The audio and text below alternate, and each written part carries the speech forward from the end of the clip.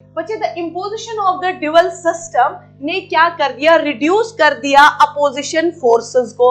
जैसे आपके बाकी यूरोपियन फोर्सेस है उनका जो है वो अपोजिशन रिड्यूस कर दिया, किसको, ब्रिटिशर्स के साथ। वो कैसे, अगर ब्रिटिशर्स उस टाइम पे whole of the administration run करते, कहीं ना कहीं ये क्या कर देता, इंक्रीज कर देता जेलस किनको बच्चे, आपके जो बाकी फॉरेन पावर्स से। दैट इज सेकेंड, अगर ब्रिटिशर्स पूरी की पूरी होल ऑफ द एडमिनिस्ट्रेशन जो है वो संभालते तो इसकी वजह से इंक्रीज क्या हो जाते, jealous to the European powers. Third अगर आप देखेंगे बच्चे, this was basically well suited for the need of an hour at that time. How, देखो ब्रिटिशर जो है वो वेल कन्वर्जेंट, ना हमारी लैंग्वेज से थे, ना हमारे कस्टम्स से थे, ना हमारे ट्रेडिशन से थे, ना हमारे लॉज से थे।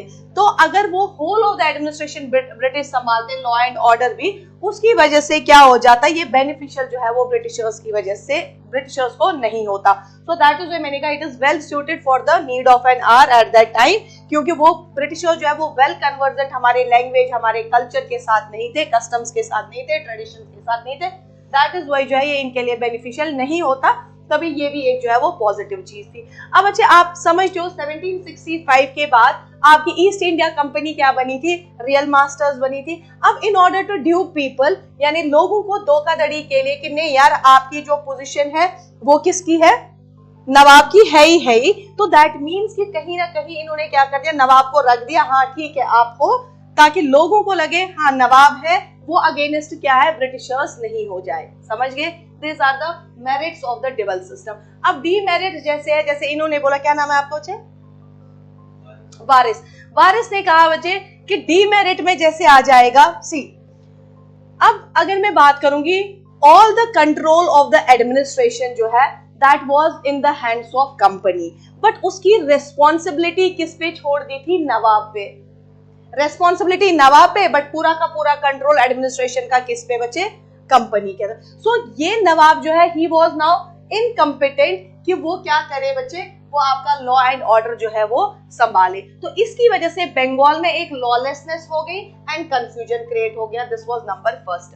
अब आपको पता है कि इससे पहले आप वो चीज पढ़ लोगे, इसी के दौरान मान लो आप ये पढ़ोगे, दैट इज 1774 में वो खत्म कर दिया था। अब जो आपके दिस कंपनी है उसके अपने सर्वेंट्स थे, वो सर्वेंट्स बिजी हो गए in collecting the wealth for themselves. उन्होंने अपने लिए ट्रेड कर दिया, नवाब ने भी कोई रेस्ट्रिक्शन नहीं डाली। जब बच्चे नवाब ने भी कोई रेस्ट्रिक्शन नहीं डाली, उन्होंने क्या कर दिया, उन्होंने एग्जेम्प्टेड ऑफ द टैक्स किया, उन्होंने ईस्ट इंडिया कंपनी को टैक्सेस देना क्या कर दिया, बंद कर दिया। एंड उसकी वजह से जो फाइनेंशियल लॉस किसको हो गया बच्चे, कंपनी, क्योंकि कंपनी किसने लगी, दीवानी राइट्स में। जो उसके अपने सर्वेंट्स थे वो किसमें बिजी हो गए, अपने जो है वो ट्रेड में, प्राइवेट ट्रेड में। यहाँ से नवाब तो क्या था, फिगर हेड, वो उनको रोक नहीं लगा पाया कि भाई आप जो है वो मुझे क्या दे दो, टैक्सेस, क्योंकि अब क्या था, दीवानी राइट्स जो है वो नवाब के पास नहीं थे। सिर्फ उसके पास कौन से टैक्सेस वो ले कर सकता था, दैट वाज द इन्हीं पे, जो आपके प्राइवेट ट्रेडर्स है यानी कंपनी के सर्वेंट्स है उन पे लगा सकता था। बट उसके पास इतने पावर्स ही नहीं थे, वो भी क्या कर दिया, उसने भी जो है वो ना कंपनी को दिया ना नवाब को टैक्स दिया, जिसकी वजह से financial losses to the company as well as the नवाब को भी हो गया, राइट। अब देखो बच्चे, economic condition of the people जो है वो भी डिटेरिएट हो गए, क्योंकि पहले नवाब को 53 लाख दिए जाते थे एनुअली, अब कितने दिए जाते हैं, 32। सो इसके पास इतने ज्यादा फंड्स ही नहीं है ये वेलफेयर ऑफ द पीपल करे। एंड जो लोग थे ना इस टाइम पे बच्चे, उनको भी इम्पार्शियल जस्टिस नहीं मिलता था। इम्पार्शियल मतलब समझ लो, इम्पार्शियल मींस इक्वल जस्टिस नहीं मिलता था, क्योंकि उस टाइम पे भी कौन जो है वो जुडिशरी में आ गए थे, किनका रोल प्ले हो गया था, दैट इज द ब्रिटिशर्स का रोल जो है वो प्ले हो गया था, राइट।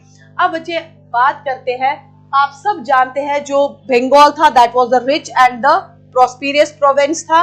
यहाँ पे आपको पता है कि यहाँ पे कौन होते थे, that was your contractors. Contractors कौन से वाले, जो इजादारी कंट्रैक्टर्स थे या मालजामनी। अब मैं हाईएस्ट बिडर हूं, मैंने लैंड तो ले लिया, ठीक है, मैंने कहा हाँ भाई मैं आपको सालाना जो है इतना इससे दिलवा दूंगा। अब मैं क्या करूंगा कल्टीवेटर से, मैं कल्टीवेटर्स को एक्सॉर्बिटेंट टैक्सेस दूंगा, चाहे फेमाइन आए चाहे जो मर्जी हो, क्रॉप फेलियर हो, मुझे तो टैक्स चाहिए ही चाहिए। अब जो पीजेंट्स थे वो क्या करेंगे, वो एग्रीकल्चर को तंग आके छोड़ देंगे एंड बच्चे वो किस में कर जाएंगे, लूट एंड प्लंडर में जो है वो इन्वॉल्व हो जाएंगे।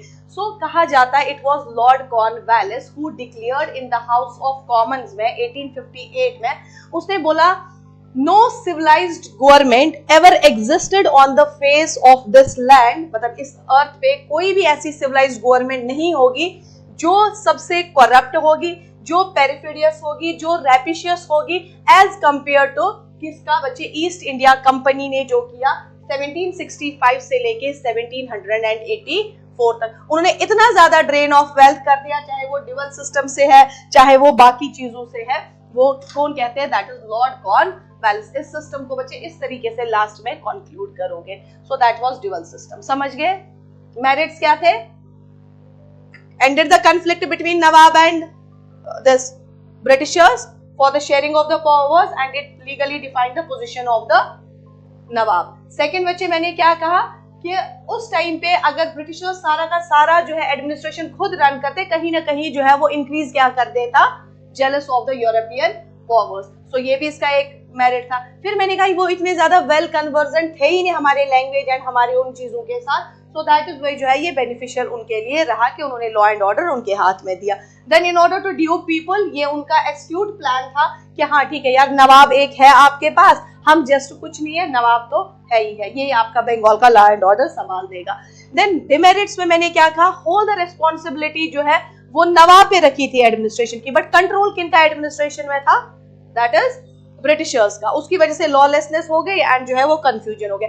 सेकंड मैंने बच्चे आपको डिमेरिट में कहा कि जो आपके फाइनेंस जो कंपनी है उसने सफर कर दिए सीवियर फाइनेंशियल लॉस। क्यों, क्योंकि जो उसके खुद के सर्वेंट्स ऑफ द कंपनी थे दे वर बिजीड इन किसमें बच्चे, आपके प्राइवेट ट्रेड में। उन्होंने एग्जेम्प्टेड कर दिया टैक्स देना किसको, आपके कंपनी को, ठीक है। एंड उसके बाद मैंने कहा कि बंगाल किस तरीके से रिच एंड प्रॉस्पिरस प्रोविंस था, बट जो आपके इजादार यानी जो आपके कंट्रैक्टर्स थे उन्होंने एक्सॉर्बिटेंट टैक्सेस लेना स्टार्ट कर दिए, किससे, पीजेंट से। एंड पीजेंट्स ने भी क्या कर दिया, वो काम छोड़ के जो है वो प्लंडर एंड लूट या रेड करना स्टार्ट कर दिया। सो ये बच्चे था आपका ड्यूअल सिस्टम ऑफ गवर्नमेंट। उसी की वजह से जो है इंडियन ट्रेड एंड एग्रीकल्चर क्या हो गया, इस चीज की वजह से डिक्लाइन हो गया। समझ गए।